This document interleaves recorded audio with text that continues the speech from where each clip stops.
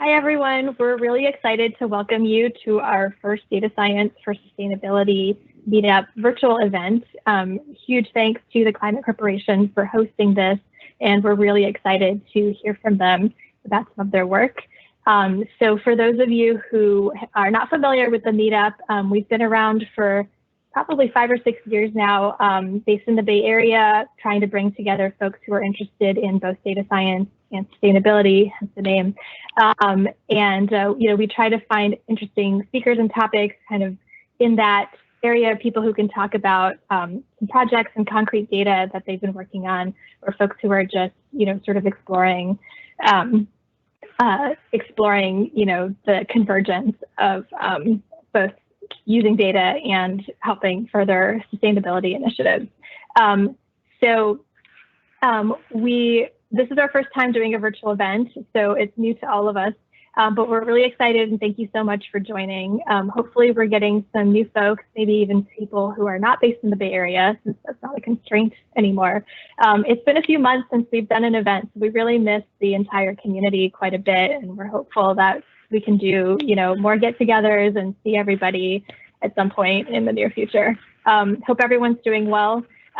So generally we always start off kind of doing job postings. We didn't receive any prior to the event, but if your organization is hiring and you want to share that, please comment on the event page. Everybody will be able to see your comments there. But I wanted to see if our hosts actually have any jobs that they're recruiting for that they would like to share. Hey, everybody, this is Josh Monk, and I'm the R&D Communications Manager at Climate. I know that a lot of people are pausing hiring right now due to everybody working from home and things being really complicated, but that's not the case for us. So really quickly, I don't have any particular jobs to talk about individually, but I did want to direct anyone that's looking or knows anyone that's looking to climate.com/careers for all the current openings. Lots of stuff in engineering, data science, all over the country. Most of it are 4 sites, San Francisco, St. Louis, Chicago, and Seattle. So check that out. Awesome, great, thanks. Want to give a shout out to my other co-organizers who are on right now. Jason, give a wave. Great, that's Jason, and then Alyssa. Hi. Give a wave too, great. Yeah, and then we're missing one of our other organizers who is abroad right now, but we are very excited to kind of get together here, and hopefully we'll see you guys again soon. Alyssa, do you want to talk about kind of our plans going forward? Yes, so as we mentioned, this is our first ever online event, and we would like to know after the event if you guys liked it. We don't really have a plan for future events yet, so if you have ideas, if you have feelings about how this went, please let us know and we'll go from there. Great. All right. So with that, I'm going to turn it over to our awesome presenters and give them the rest of the time to talk. We will be taking questions. Feel free to type in questions in the chat box as you think of them. We probably won't be, having them stop and answer every single question as they come in, but we'll be monitoring them, and we definitely want to hear from you guys and make this as interactive as possible with this format. So please, chat your questions in as you think of them. So with that, I'm going to turn it over to Patty and Pam, and we'll hear some exciting stuff about what Climate's doing. Great. Thank you so much. I'd like to introduce myself. I'm Pamela Bachman with the Climate Corp. I lead our digital agriculture and sustainability team. And so I need to just be fully transparent up front. I am not a data scientist. I rely on the data scientists and the other really smart people on my team to help us out in that area. My background is in ecology and ecotoxicology, and I've spent a lot of time working around ecosystem restoration, and then actually moved from an academic position into working for the previous Monsanto company, which then became Bayer Crop Science. And Climate Corp is a subsidiary of Bayer Crop Science, and I spent a lot of time on the regulatory side of things. From that point, I got really involved in pollinators and biodiversity, and really how that intersection of agriculture and biodiversity and pollinators. So I spent a lot of time on that, especially dealing with a lot of the regulations around those things and dealing with different federal agencies, not only in the US, but abroad. About a year ago, as we started moving more into having a very concerted effort around sustainability as the company. I jumped over to Climate Corp, and that's what I'm going to talk a little bit about in my talk, is just set up why we formed a sustainability and digital ag team, and really where we're going about with that. And then I'm going to turn it over to Patty, because she's going to give you the really exciting technical stuff of some of the projects that we've been working on. So let me just share my screen. Hopefully everything will work nicely. So, not to belabor too much and get too much into corporate speak, but, one of the things is as Bayer Crop Science, and then as I said, as Climate Corp, because we are a subsidiary of Bayer, is really looking at how we as a larger company can be an impact generator in sustainability. And so I'm not going to go too much into this slide, but there's different models and archetypes as you look at how profit and sustainability are weighted against each other. And on the far left is, when you have profit and sustainability separated. And then, moving from left to right, you have profit still outweighing sustainability, but a company doing a little bit on that front. Finally, oops, my screen's not showing, excuse me. Okay. Can you see the screen now, hopefully? Thumbs up.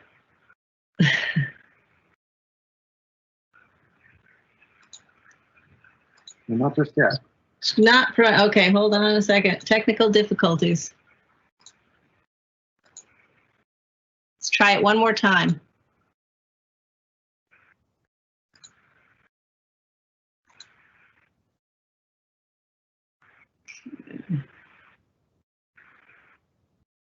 Huh. Let me try one other thing. Share.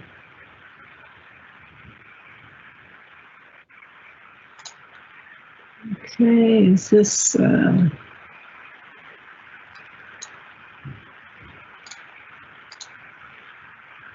let's try bringing it over to here if that works. Maybe it's something with the shared screens. Okay.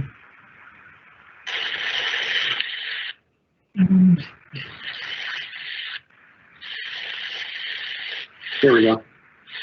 Okay. Good now. Yeah, I can't see it though. That's the problem. So, Pam, I can share my screen and show your deck if you prefer. yeah, it seems to be in trying to load, and it just is not doing that. So, okay, yeah, Patty, let me turn it over to you. Sorry about this, folks on the phone. All right. That didn't want to present. All right, is this Sean? Yeah. There we go. Looks good. Great. Here we go. All right. Thanks. Okay. So if we go to the first slide, thanks, Patty.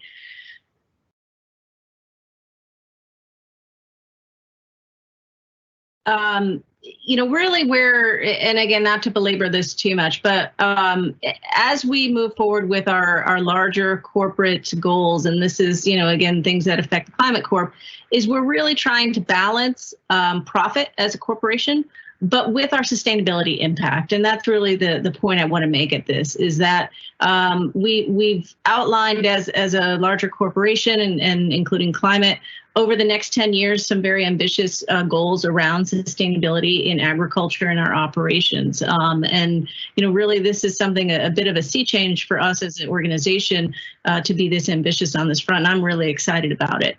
Next slide, please. So to that end of being that impact generator, obviously sustainability is a broad topic and it can mean many different things. Of this, there's some key areas though that we're focusing on, and one of which is advancing carbon neutrality, making the commitment for carbon zero for our operations, as well as a 30% reduction for the field greenhouse gas footprint of our farmer customers. A 30% reduction in the environmental impact of our crop protection products, and then also empowering over 100 million smallholder farmers to have access to education and tailored solutions and partners. Also in that is looking at biodiversity and soil health, how we can especially bring more sustainable landscape management and better decisions in that agro ecosystem towards supporting biodiversity. And then things like product responsibility, as well as water reduction of water use and water use efficiency. And so these commitments span not only these kind of very biological ends of sustainability, but also social ends of it, as well as economic. Next, please.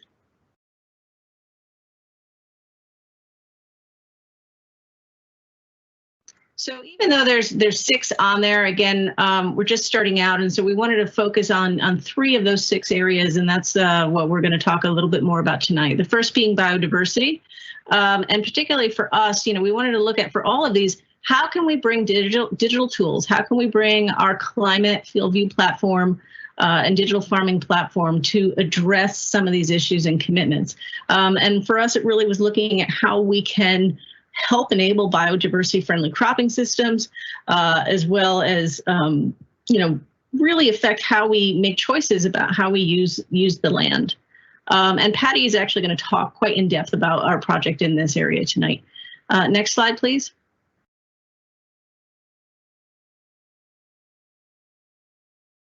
The second big area that our team is working on is water use efficiency. And again, as you've probably all seen, as you drive around, you see crop acres getting irrigated. Some of those systems are on timers and they just go automatically. I mean, and even moving off crop systems into golf courses. I don't know how many times I've seen golf courses with their sprinklers on and it's raining. And so again, there's ways that we can use data science, as well as remote sensing and a bunch of different technologies to really improve recommendations for irrigation. So we're looking into those sorts of aspects as well. Next slide, please. And finally, the big one that we're currently also putting a lot of effort into is our greenhouse gas commitment. And really, how do we get farmers to help with tracking that reduction of greenhouse gases, but also to enable farmers to participate in what we foresee as the emergence of voluntary carbon trading markets. So if you think about it, doing different agronomic practices on a field like cover crops or reduced tillage can help sequester carbon within the soil. That can be calculated through different models. And things are starting to emerge where farmers can actually trade those carbon credits on an open market to help other industries offset their carbon footprint. So think about oil, gas, transportation industries, and even ourselves as our own carbon footprint. So we can also, from our own operations for producing seeds and things like that, count those carbon credits towards our carbon footprint. So also a really exciting effort in this front as well. So next slide, please.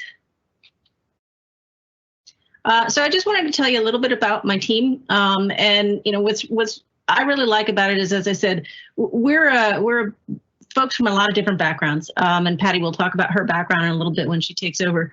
But we have people who are soil scientists. We have people who are geospatial scientists and hydrologists. Molecular biologists. Folks who are app developers and data managers. And so there's a broad view. I'm a big proponent of, just because you did your dissertation or your master's thesis on something, it doesn't mean that that's what you're going to be working on in your job. And so taking those core skills of science and analytics and applying them to something else. And so we have a really diverse group of folks here, and that's what's exciting to work with. And we also get to stretch across many different aspects of the organization, not only climate, but also Bayer crop science. So we're in a really unique place to really be talking with people on the comms side, like Josh, talking with people on the commercial side, the marketing side, the legal side. So it makes us kind of this melting pot of a team, as well as where our scope is. Next slide, please. So finally, and I think this is my last slide, as I said, I wanted to just really kind of highlight some of the projects we're working on. As I said, biodiversity. Patty's going to talk to you about programs we have where we're looking for new opportunities on farms to find areas for habitat even taking land out of cultivation. And this seems like a message that would be really at odds coming from a big agriculture company, but we're actually going to recommend to our customers, hey, maybe don't farm those acres, take them out and put them into conservation habitat. We've also developed an app, that's the butterfly there, called Habitally, which we've donated to Iowa State University, and it collects data on monarch butterfly habitats, and that information goes into the U.S. Fish and Wildlife Service to help with the listing decision on monarch butterflies, which is going to happen this fall. As I said, we're working with different water use efficiency models. We have an app called HydroBio, which helps give information into the farmers to make real-time decisions on water usage. But we're also exploring how we can use image-based analysis to make increase our recommendations for irrigation and when to irrigate and when not to irrigate. And then, as I said, finally, we're looking to how we can measure, verify, and report carbon sequestration. And you know, a lot of this all comes into the Paris Agreement from 2015, and how we can, you know, prevent getting that temperature increase globally of greater than 1.5 degrees. And so, you know, we're looking at ways that we can really help measure and visualize for farmers how their fields can be carbon sinks, and again, enable that trading for folks as well. So I think that's the last of my slides. So again, if you have any questions, please post them in the chat, and I'm going to hand it over to Patty for really diving into some of our projects. Thanks, Pam. Hang on just a sec while I switch screens here and get my slides up.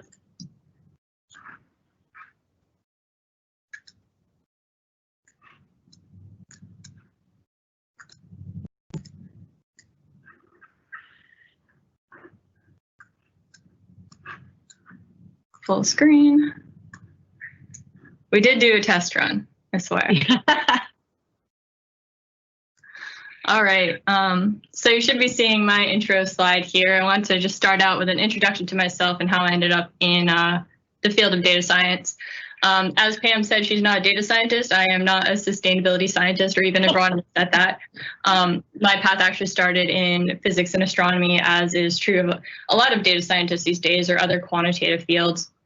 If I had to say when my career started, it was probably in 2007 when I started using Python for scientific research. And to this day, Python is my language of choice for coding, though I've dabbled a bit in R and Scala. I got my degree in physics, my undergraduate degree, and then went on to get my PhD in astronomy. And along the way, it just happened to coincide with this period of time where data science as the modern domain that it is was really kind of up and coming, and it was like the hot new thing. And it was exciting for me, particularly because I really love the coding and the data analysis and data visualization. And I really loved astronomy, but I wasn't super keen on a long-term academic career. So I kind of jumped on board there and started taking some coursework in stats and machine learning. I was a little bit ahead of the curve. There's now concentrations that you can add on to your PhD in data science, stats, and ML. But we didn't have that at the time, so I just took some courses and really tried to apply what I learned in my research. I was pretty committed at that time to finish out my PhD. And one decision I made along the way to prep myself for transition to industry that delayed my graduation, but I thought was super valuable, was the Google Summer of Code internship I did in 2015. And that's when I learned how to actually code and write proper functions and documentation and tests. And even though it was, you know, a few months of my time that wasn't directly toward writing my dissertation or prepping, I thought that was super valuable preparation along the way, knowing that I wanted to make the transition to industry.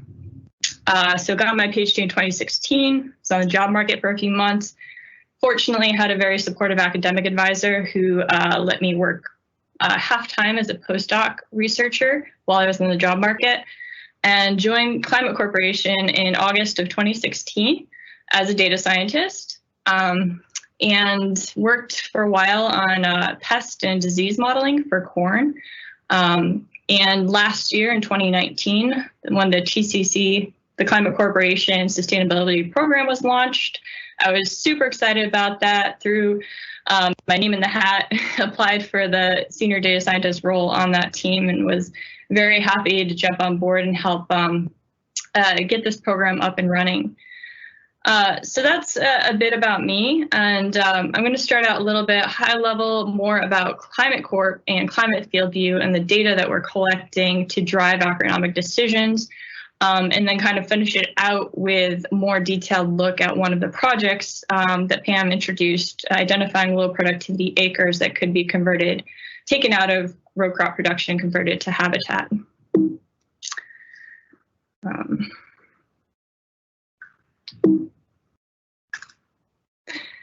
All right, so high level, why do we do what we do? We are a digital ag company, but agriculture is really around food supply, creating food for animals, for people consuming animals primarily. And as we have a rising global population, we also have a rising middle class, and that translates to an increase in animal protein consumption globally. It might be decreasing in some places, but on average, that's the trend and what we can expect going forward. The population will probably be pushing 10 billion people by 2050, according to current projections. And at the same time, the amount of land that we have available to grow crops, row crops, is decreasing. What was approximately an acre per person in 1961 will be likely less than a third of an acre by 2050. So the challenge is to do more, a lot more, grow a lot more food with less resources. So the Climate Corporation, our belief is that the next big breakthrough in agriculture and crop productivity won't be necessarily driven primarily by genetics like GMOs or equipment advancements, but rather in optimizing our use of data to improve decision-making on the farm. And our mission is to help all the world's farmers sustainably increase productivity with digital tools. The keywords here being sustainably, productivity, and digital tools. So rather than give you a long-winded introduction into what Climate FieldView is, I'm going to play a 2-minute video to give you, it's basically an advertisement to give you an idea of all the different things that we're offering to growers through our product, the types of models that we're creating on the back end to serve recommendations, and the data that we're really capturing to feed back into that loop to better our recommendations and improve productivity more and more in the future. So hopefully this works out, playing a video. Turn up my volume.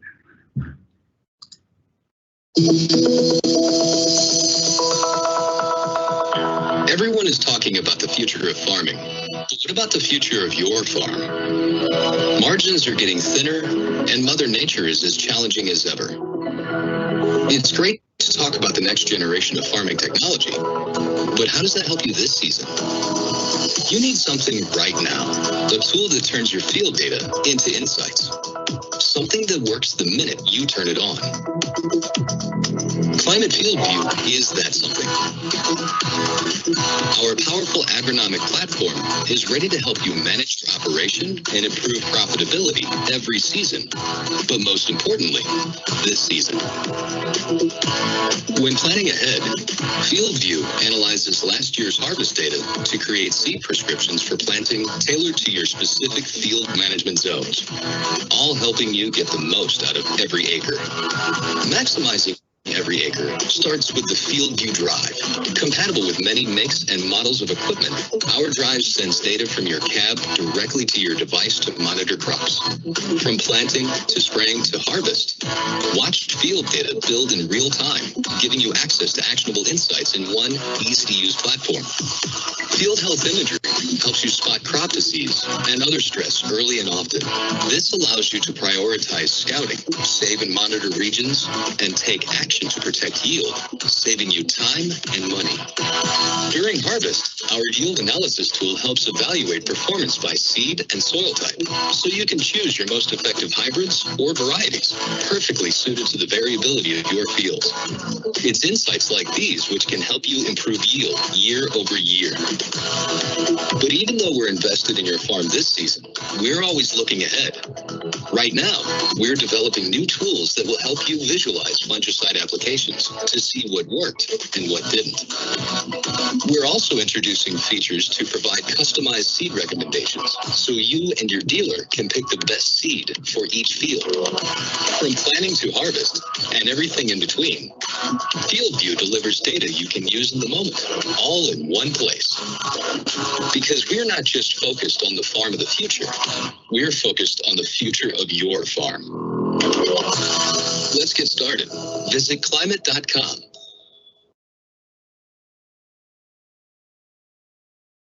All right, so I just got a quick note from Josh to remind everyone that this is being recorded and it will be made available after the fact. And Pam and I will both share our LinkedIn information and email addresses if anybody wants to contact us for follow-up questions or inquiries.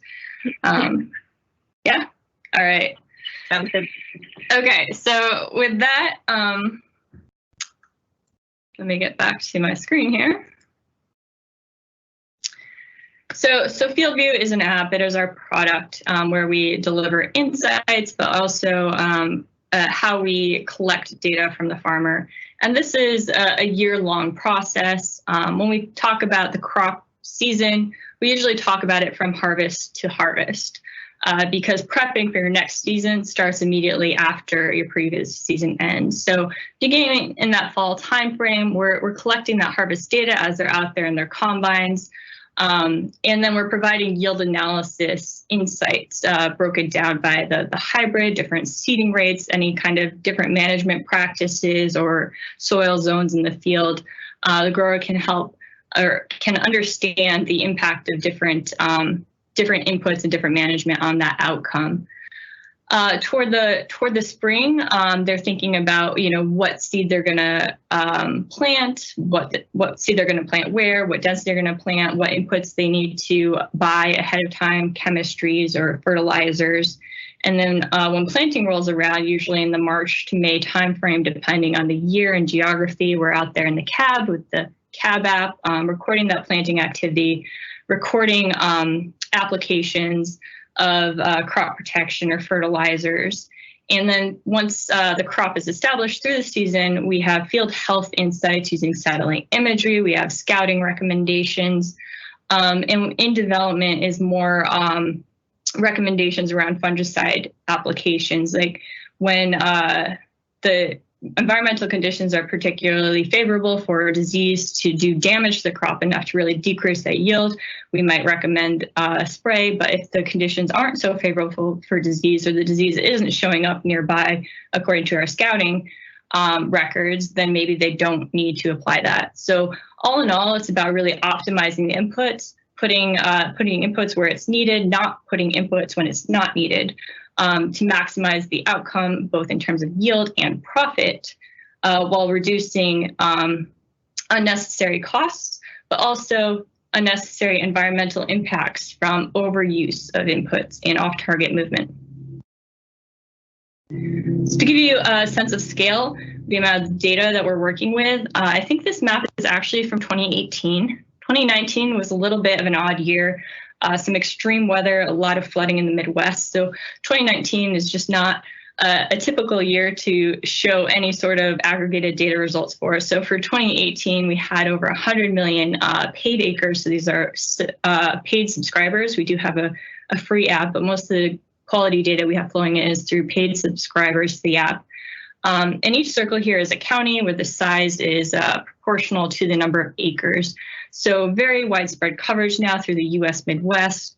We're in several other geographies now too. We're in Canada, we're in South America, we're in Europe, but most of the data it currently is coming from the US, where we have been the longest and we have most of our users.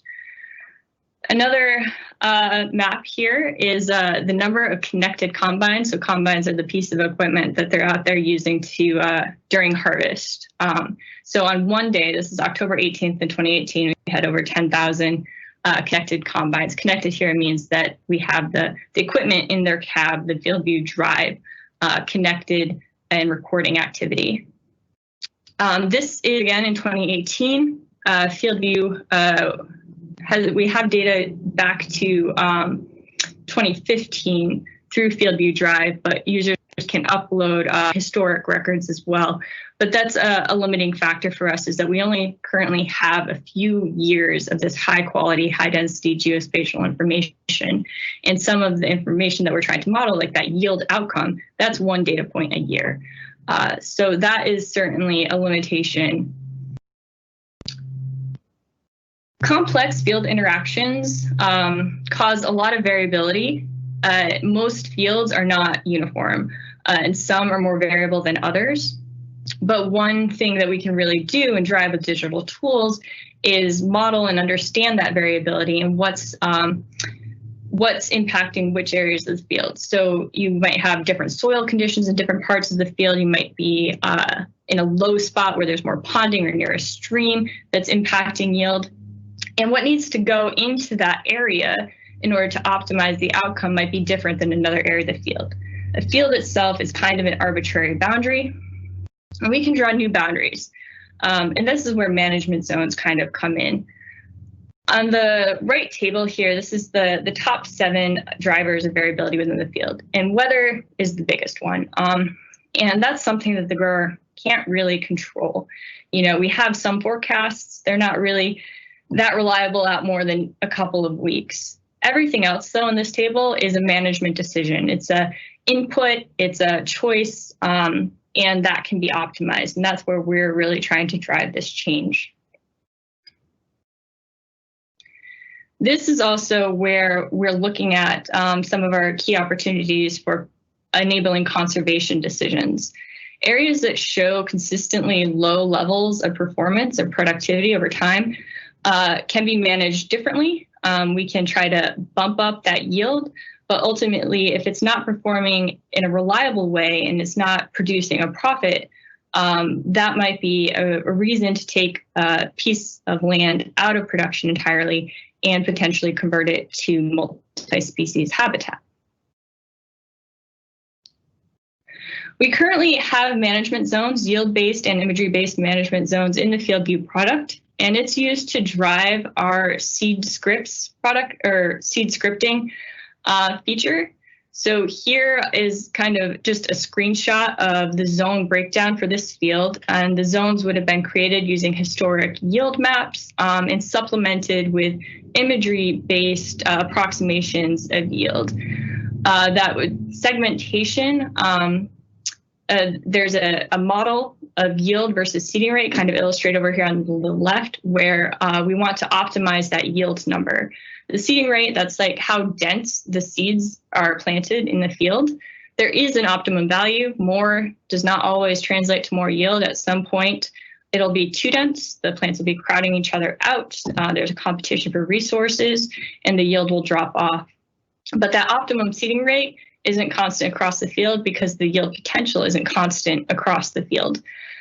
So we use our model to optimize that yield outcome based on some inputs the grower gives us, including the target yield, the seed cost, and then they can toggle their, effectively as a measure of risk. Are they really aiming to maximize that yield, or do they kind of want to balance it with the input costs of that seed? So jumping ahead for a minute, this is kind of where the biodiversity project really comes in. We, in 2019, established a partnership with Pheasants Forever. Pheasants Forever is a nonprofit, a national nonprofit conservation organization. They're broadly dedicated to restoring and enhancing wildlife habitat with a focus on pheasants, but pheasant habitat also supports a variety of other species, including pollinators and natural enemies of pests, crop pests that are doing damage to the crop, species that would prey or hunt those damaging pests, for example. And then this benefits the farmer by benefiting the agroecosystem, but it also creates a recreation and potential revenue opportunity for those farmers that are also pheasant hunters. So Pheasants Forever is our partner for this project, but what I'll be describing is really kind of broadly applicable to other programs, other organizations. that can serve as that third-party conservation expert and kind of take over the reins when we identify an opportunity for alternative management. Then partnering with these conservation experts can really help make complete the loop and make that process seamless and make it possible for more acres to not just be converted to habitat, but be maintained in these programs over the long term. So as part of this partnership, we launched a pilot program. This is a project where we enrolled 7 growers, current FieldView users in the prairie pothole region. The prairie pothole region is, you can kind of see in this background image here, has these shallow wetlands or potholes that are kind of characteristic of the region as a whole. They're denser in some places than others. This is a bit of an exaggerated example, but you can see how it's right next to this field, and that field likely has some low-lying spots. And those spots might be really great, producing really well on drier years. They might get flooded out in wetter years. There's going to be a lot more variability just because of the variations in the soil conditions and that topography. So this is a great geography to target for this kind of program. And this region also has a lot of customers. There's a lot of potential here for us based on our current user base in the US.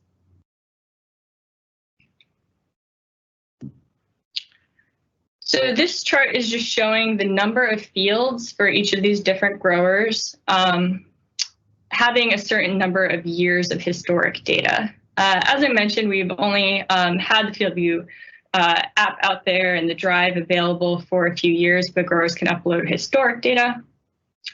So we do have some fields and some growers with up to 10 years of historic data, but they're very few.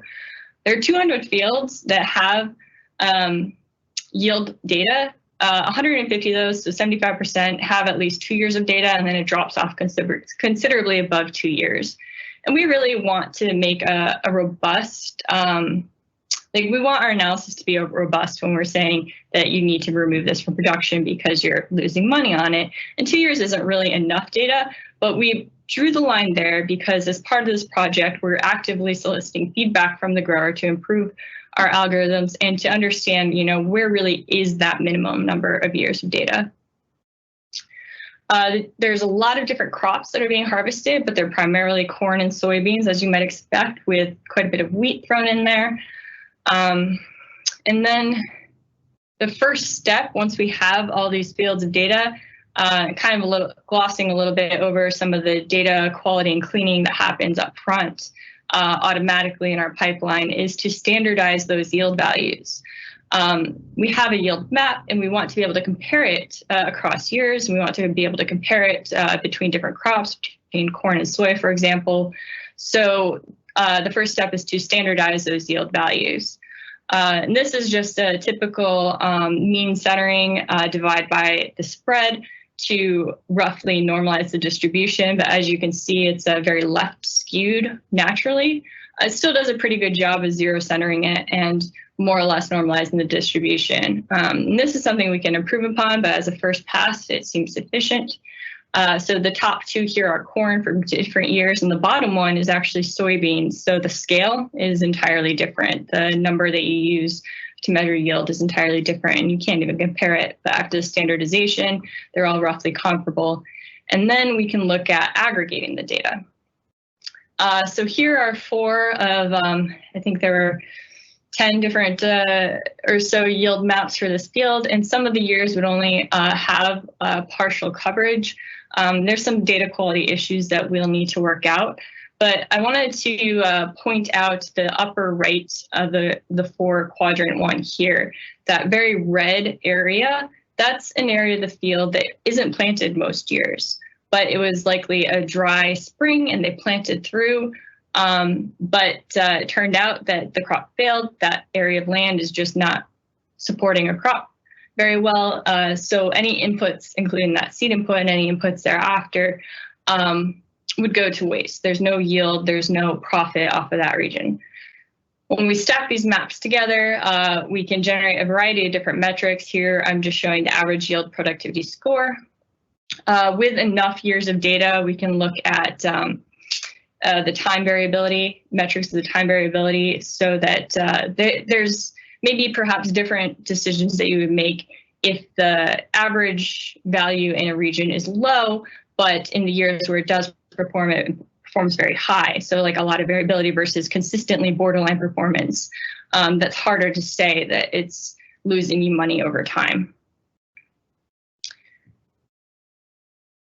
So once we have that standardized combined yield map over time, or productivity map, as I'm going to call it now, the next step is to segment that map into zones. This is a form of unsupervised clustering. We don't have labeled data to do supervised clustering, but that's something that we can work toward in the future. We have the technical capability to get labeled polygons from growers who know which regions of their fields are problematic. And with labeled data, we can have a more robust model. Pre-processing, the main step here is really just spatial smoothing. There is quite a bit of noise in the data, particularly around edges. When that tractor is slowing down or speeding up, there's some acceleration. We do have some quality issues there. So the first step here is just kind of that spatial smoothing aspect in order to get more spatially contiguous zones out of that clustering. So here's an example of the different smoothing kernel widths and how that impacts the cluster shapes. The optimization of these kind of hyperparameters isn't what you typically expect because it really depends on a grower preference. Do they really want a square region that's easier to maintain? Do they want it to be a certain size? Some programs, like the one we're doing with Peasants Forever, they really want like a minimum of 5 contiguous acres in a region. So those sort of constraints will have to necessarily be built into this algorithm in the future. For this initial pilot, we went with a larger smoothing kernel here, the bottom one. And the number of clusters here, n equals 20, was tuned to the field. The number of clusters was defined as the field acreage divided by the minimum zone acres that are required by the program. So here it's 5. And that's to roughly get clusters that are approximately the size that we want on average. And it's imperfect. There's a lot of room for improvement here. But this was our first pass to have a tailored, a constraint-based zone creation algorithm. The different methods that we tested for clustering are all fairly similar, just k-means, fuzzy c-means, and Gaussian mixture model. But there's other segmentation algorithms that we can attempt as well. So here on the left is the original input, that average productivity map, and then the filtered variety, and then the k-means Gaussian mixture model and fuzzy c-means clustering results on the right. Again, the number of clusters here was set to 20, and that's shown by the color bar. The values are just the ranks. So the average productivity within a zone was then ranked. So there's not a lot of variation here in the shapes of the clusters, especially around the ones that we're most concerned about in that upper right, where we expect the values to really jump out. So with that, fuzzy c-means is a little bit more computationally expensive. So we went with k-means as just the simplest solution. So average productivity map, 2 ranked productivity zones, and then the lowest ranked zone or set of zones would be our recommendation for an area to consider for habitat conversion. And without any other information from the grower or any other insights from imagery, for example, other inferences, we wanted to test this kind of baseline model out with the growers, show them these results, and ask them what they thought. Like, does this look like what you expect in the field? And in general, the answer was yes, most of the time.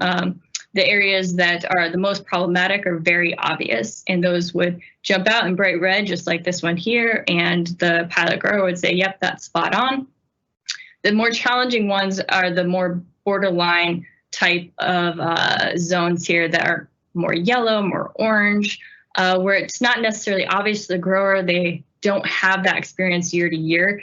And that's where a lot of the acres will end up. So longer term, the more we can improve this algorithm and get more robust year over year statistics, the more acres we can identify that will potentially benefit from conversion or just removal from row crop production altogether. So taking a look a little bit closer here just at that habitat zone candidate in this case, the next step is to break that down by season to understand what's really happening with the yield. So here is a combination of zones ranked 0 to 2, which total about 6 acres. That zone 0 was most of that there, I think around 3.6 acres in this table here. So based on these values, that dry yield output, we can do a rudimentary return on investment analysis. This is a comparison of cropping, which is what they did, versus conservation. So this is a revenue opportunity that they would have if they enrolled those acres in a program, a conservation reserve program. So this particular field in North Dakota, the cost to farm was about $300 per acre. And as I mentioned, that particular area didn't yield anything. They planted through it, so we count it as inputs, but 0 yield profit, and it ends up being, 0 yield gain and negative profit because of those inputs wasted. If those acres had instead been enrolled in the Conservation Reserve Program, and given the rates in North Dakota, which are actually on the lower end, the farmer would have profited about $1,300, $1,400 on that area. So that's a real value opportunity here for the farmer, and how we're really trying to balance that profit aspect was really driving them to farm. They need to make a living, but we also want to find these opportunities to marry that with conservation. This slide is just showing some photos from a chance that Pam and I, and Josh was very much involved in this, but doesn't show up in the photos, had the opportunity to present on this project and meet up with one of our pilot growers here, second from the left, and Ryan Henninger, who's from Pheasants Forever, who's our conservation expert, to sit on a panel and discuss this project and this partnership and the pros and the cons with a bunch of farmers at Commodity Classic, which is a trade show. And that was a really fun opportunity. And this project is just really exciting to me because of this, people coming from all these different aspects of the agro ecosystem. We have the farmer, we have the conservation expert, we have the data scientist, and even the regulatory expertise on this is pretty amazing. So it was a really fun opportunity, and I'm excited to have more conversations with growers like Luke in the future to learn how this can best fit into their larger farm management framework. So I'm just going to go over this real quick because I want to save at least a few minutes for any questions that have come in. But I wanted to just highlight that data quality is really critical. It's something that we struggle with, and we have a large program around. It's really optimizing our models by cleaning the data, by making it easy for the growers to give us quality data and not having to make inferences. So Luke, for example, here had a couple of fields that came in with multiple names, multiple different field IDs. And by talking to him, I realized I could, just stack those fields together. And then the number of seasons with data just shot up from, just a couple of seasons of data to 7 or 6 in some cases. So data quality is a big effort at Climate. All right, I'm going to kind of skip over this just so that there's time for some questions here, but feel free to ask me a question about it. All right, so I guess with that, I just want to say thanks. And I don't have my email up on the slide, but we'll be sure to provide our contact information out to the group. And then I guess, was it Mimi? Are you going to relay any questions that possibly have come in? I've actually got, hey Patty, this is Josh. I've got the questions collated, and I'm going to try and combine a bunch of them. While I'm doing that, if you wanted to switch over to Pam's slides, I think she had reworked some contact info onto them. Yeah, go to the last slide in my deck. I put our emails up in there for folks. So Let me see if I can get your deck back up. So I'm going to try and lump a couple of questions together for discussion here, kind of fundamental questions. There's some curiosity about the types of data inputs that we take and the data layers that go into our modeling, and all of what you talked about with the pheasants is going to take yield data, but there's some curiosity about, how much of the data is collected from the farm itself versus geospatial versus other sources, and how do we form our models around that? How do we balance those inputs? So the yield data is geospatial. That's kind of that tractor recorded data.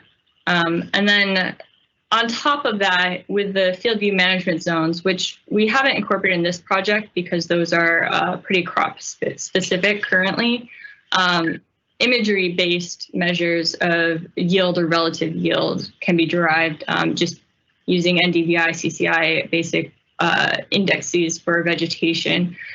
So that isn't currently incorporated in this biodiversity project, but that is part of the seed scripting feature in FieldView. And then other data that we can include that we haven't yet are just use Surgo soil maps. So soil conditions, we know that soil is a big driver of that yield outcome, so that I'm sure will enhance things. And digital elevation, I think, is another big one that we would love to include as well. Great. Couple of later questions related to the pheasants project. So I'll ask them sequentially, and you can answer them in a way that makes sense. So, is habitat zone candidate decision similar to a different crop planting decision? And then I'll let you answer that one, and then I'll ask the follow-up question. A different crop planting decision. Like they might choose to plant a different crop there instead. How I interpret the question is to say, if a farmer, if you were to label a zone as a habitat zone, potential habitat zone, is that the same sort of decision that a farmer might come to if they were to rotate out with a different crop for the next season? Possibly. I'm still not sure I entirely understand the question. But in some cases that we do see that some areas of the field will get replanted with a different crop. So they go through, they plant with soy, it gets flooded out, they'll replant it with soybean, and maybe the next year they'll plant it differently with an entirely different crop. So there's all sorts of, not just what crops planted, but all sorts of management decisions they can consider to still make that a productive region. But we maintain that there are some regions that would be best just entirely moved from row crop production. Yeah, makes sense. We've got some positive comments on Pam's chair. I want to make sure. And asking if you're streaming any gaming on Twitch. There's also some curiosity, Patty, around habitat opportunity. Curiosity around what CRP rates are and how that may vary from state to state in terms of revenue that farmers can get back. You know, I've got a map of that up, I think, on the blog post that I think is linked in the meetup, but I can't tell you off the top of my head. I think they varied from, tens of dollars, like North Dakota was $32 per acre in that example, up to, I think, close to $200 per acre. So there's a lot of variability there based on what state you're in, what geography, and we're hopefully working toward having a reference in the background that we can automatically draw on to automate this ROI analysis for the recommendations.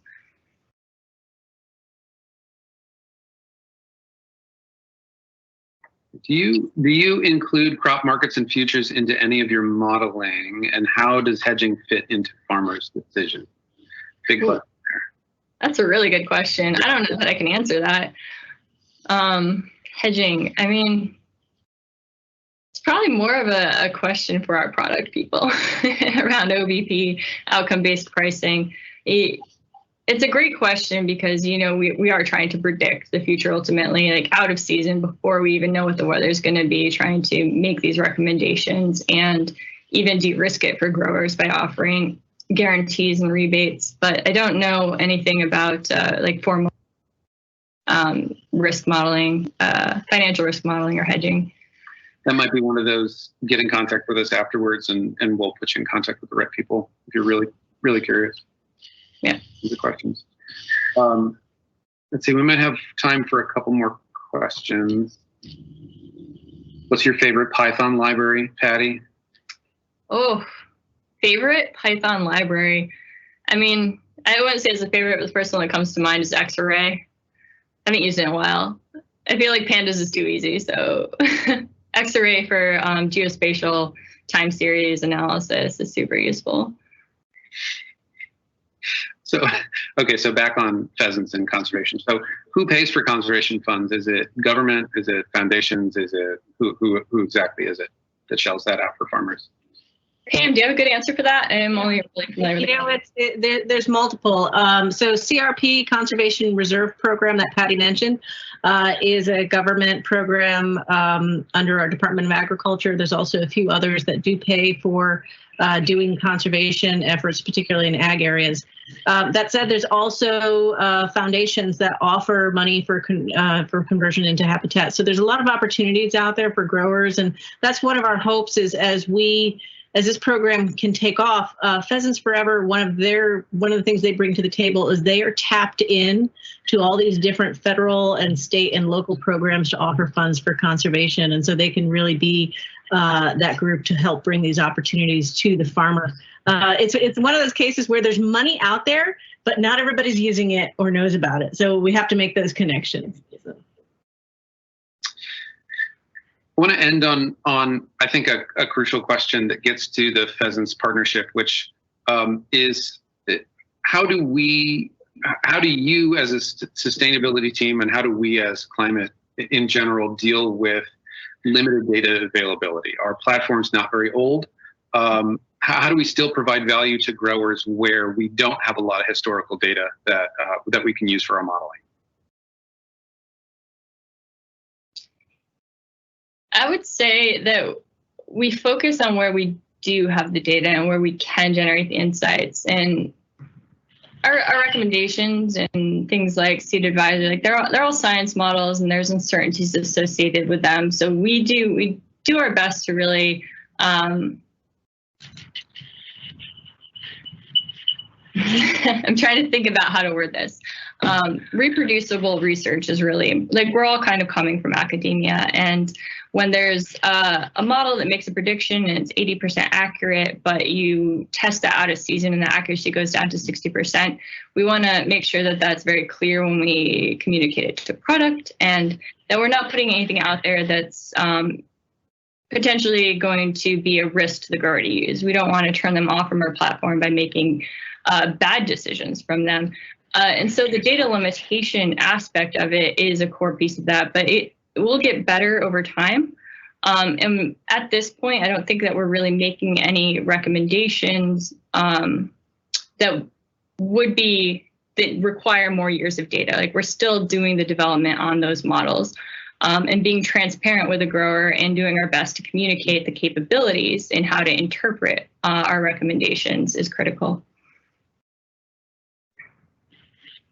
Great. Well, we are right at time. I want to be respectful of everyone and turn it back over to Mimi and Alyssa, I think, for any final thoughts.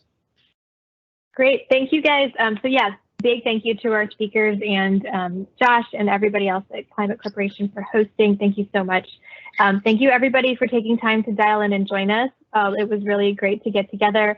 And please follow up, send us, messages on Meetup or comment on the page. We will post a link shortly, to the presentation for those who, if you know anybody who wasn't able to join and wants a recording, let them know they can check back soon for that. And definitely follow up and let us know your comments and thoughts, and if you have ideas for future events, things like that. All right, I think that's it. Thank you so much, everyone. Thank you. Thanks. All right, thank you. Thanks, guys.